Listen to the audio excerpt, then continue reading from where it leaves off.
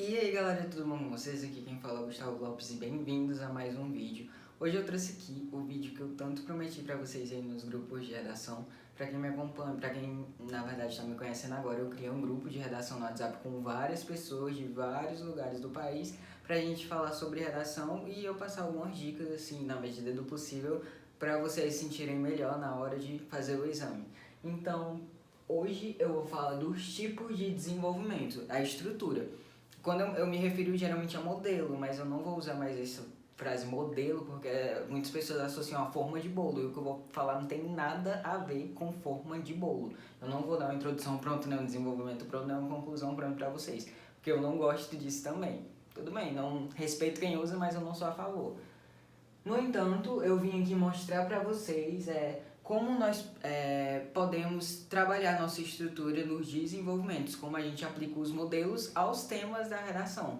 Só uma coisa para vocês, na redação do Enem, no tipo dissertativo argumentativo, se você parar para ler as redações, principalmente as redações nota 1000, você vai perceber que existe um tipo de estrutura, ou seja, de organização do texto que se repete. Como assim? Por exemplo, em um parágrafo de desenvolvimento eu exploro um fator da problemática, né? Em outro parágrafo eu exploro outro fator, ou então eu aponto pontos positivos em relação à temática, se for o caso, e depois eu falo os pontos negativos, né? Problematizando, ou então eu aponto as causas do problema em um parágrafo e depois eu falo da consequência daquilo, então, para a sociedade. Então, esses modelos, essas estruturas argumentativas se repetem. E o que eu vim hoje falar para vocês é como vocês podem aplicar essas estruturas e em quais temas essas estruturas se encaixam melhor. Lembrando que, para a redação do Enem, por exemplo, você pode aplicar esses modelos para qualquer tema praticamente. Acontece que alguns deles são melhores. Como assim? O primeiro modelo, o primeiro tipo, na verdade, é aquele em que você explora a primeira causa do problema e depois a outra causa. Então, esse tipo de estrutura ele é mais utilizado quando temos sugerir uma problemática. Como assim? Poxa, o tema do Enem de 2018 é a manipulação do comportamento pelo controle de dados na internet. É um tema problemático? É um tema problemático, claro, manipulação não é uma coisa boa. Então, a maioria dos estudantes aplicou esse primeiro modelo de apontar fator e depois apontar outro fator que contribui para a continuação do problema. Mas, como o conhecido de todos os vestibulandos, o Lucas Felp, ele fez um modelo de causa e consequência em um tema problemático. Então, só para mostrar para vocês que não tem essa, você pode aplicar em qualquer tema praticamente. No entanto, na proposta, nas palavras-chave, você pode ser esperto e utilizar esses modelos para, de repente, montar uma estratégia argumentativa melhor. Como assim? Bora lá. O primeiro modelo, fator-fator. Temas que sugerem problemáticas. Então, se o meu tema for, por exemplo, a persistência do bullying nas escolas, é uma coisa boa ou ruim? É uma coisa problemática. Então, eu vou tentar apontar quais são as causas da persistência daquele problema em questão, tá bom? Se o meu tema for a persistência da violência contra a mulher, por exemplo, então fiquem atentos com temas problemáticos. Manipulação do indivíduo, persistência, a falta de mobilidade urbana, desafios para, sei lá, para qualquer questão, para resolver qualquer impasse. Então, esses temas que de cara você percebe que é uma problemática, você tem que ter essa percepção e você vai logo anotar quais são as causas daquele problema. E se você puder fazer em um parágrafo um fator, em outro parágrafo outro fator, fica até melhor, porque na sua tese, como eu fiz na minha redação, você promete, eu falei na minha tese, seja por falta de investimento, seja pelo alto custo cobrado por empresas, e aí em cada parágrafo eu falei sobre um, então fica bem organizado. No Enem do ano passado, o tema foi a democratização do acesso ao cinema no Brasil. O tema não foi um problema. Gente, democratizar não é um problema. Vocês têm que identificar se o tema sugere um problemático ou não por ele mesmo, entendeu? Então, isso não é difícil, isso é fácil. Então, democratizar não é uma coisa ruim, mas a maioria dos estudantes, na verdade, disponibilizaram 44 redações e 34 deles eu vou botar 34, 35 porque teve uma redação anômala, tá?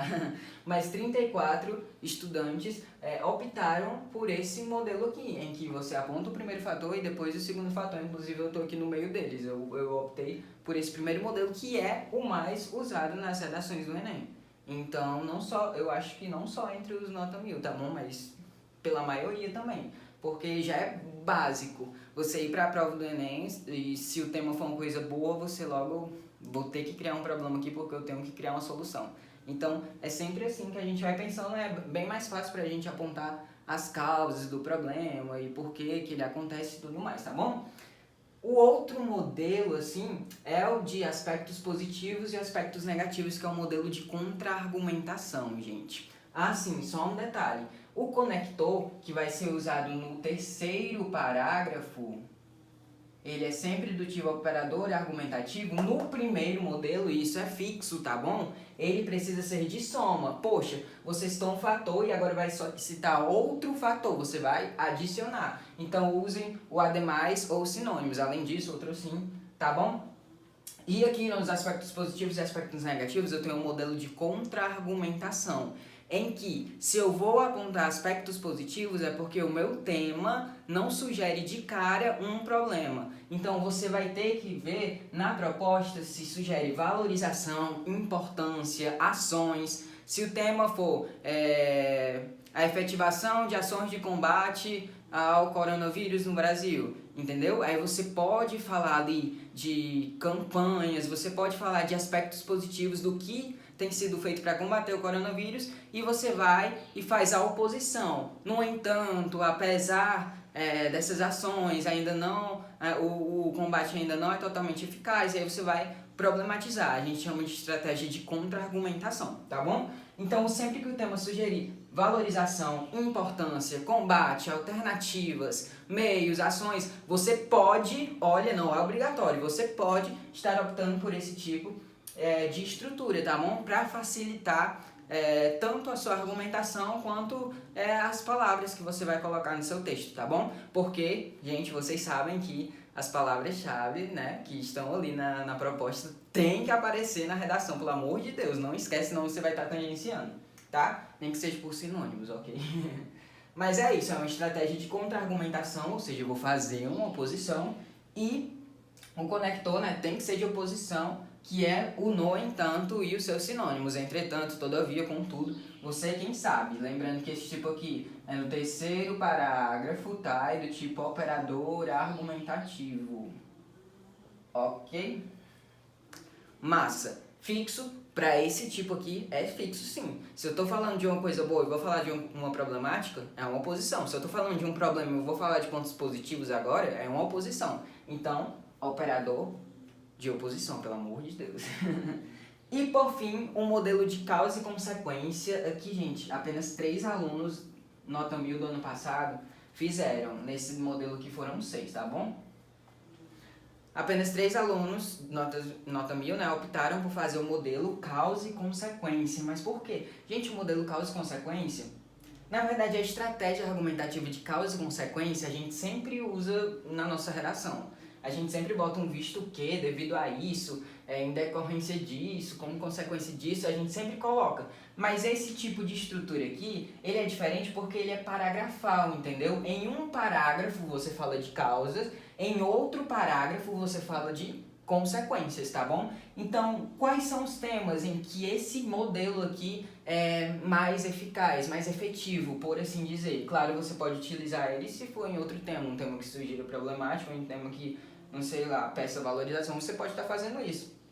Mas, gente, os temas que sugerem efeitos, riscos, prejuízos, consequências, danos, de cara você percebe que você vai ter que exemplificar quais são esses efeitos, quais são essas consequências, quais são esses riscos, entendeu? Então esse tipo de tema, os efeitos do uso de do consumo de bebidas alcoólicas por adolescentes no Brasil, os riscos da obesidade infantil, então os riscos do consumo de alimentos industriais no Brasil. Então todos esses temas assim, eles sugerem que você vai ter que exemplificar pelo menos quais são esses efeitos, quais são esses danos, tá bom? Então a estratégia de causa e consequência aqui fica melhor, entendeu? Porque um lado você mostra quais são as causas daquilo, porque que as pessoas, por exemplo, se for o tema dos hábitos alimentares, dos riscos de mau hábitos, né?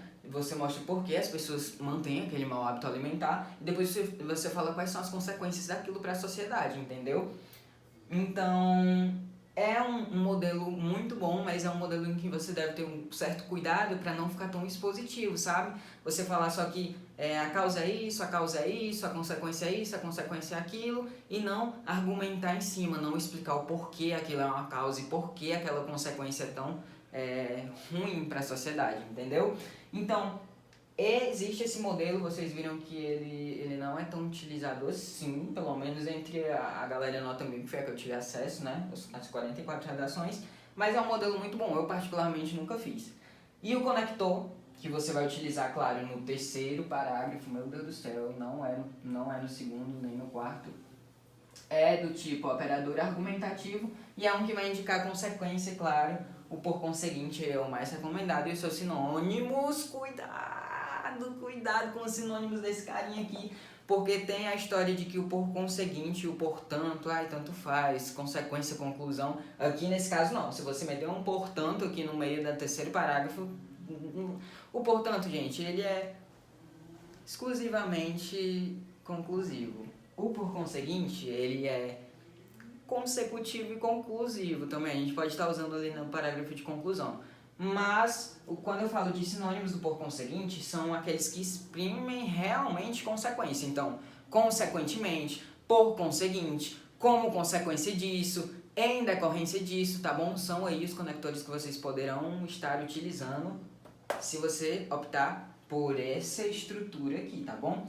Entenderam, gente? Então é isso. É muito fácil quando você se depara com um tema e você gosta do seu modelo, da sua estrutura e ele é de cara também coincide com o tema, é muito bom, né? Então, por exemplo, muitos alunos fazem esse primeiro tipo de estrutura. Gustavo, meu Deus, o tema sugeriu pontos positivos, o tema não sugeriu uma problemática. Eu posso fazer com a minha estrutura? Claro que você pode, meu filho. Eu fiz na democratização do acesso ao cinema. O que eu estou falando para você aqui, de novo, é como eles se encaixam melhor de acordo com as palavras-chave da proposta, tá bom? Do tema. E explicando também para vocês, até dando umas dicas aí também sobre o uso dos conectores, tá bom? Para vocês não errarem aí na ligação do terceiro parágrafo, tá bom? Ligando ao segundo parágrafo, tá? Então é isso, gente. Espero que vocês tenham gostado. Tô torcendo demais para que vocês tenham muito sucesso aí na redação do Enem. Torçam por mim também, que eu também vou fazer. E é isso, gente. Qualquer dúvida pode deixar aí nos comentários, perguntar que eu respondo na hora. E é isso. Se você não entendeu, também pode me perguntar no direct do meu Instagram que vai estar aí, ou então nos comentários aí embaixo que eu também vou estar respondendo. Muito obrigado por assistir e até o próximo vídeo.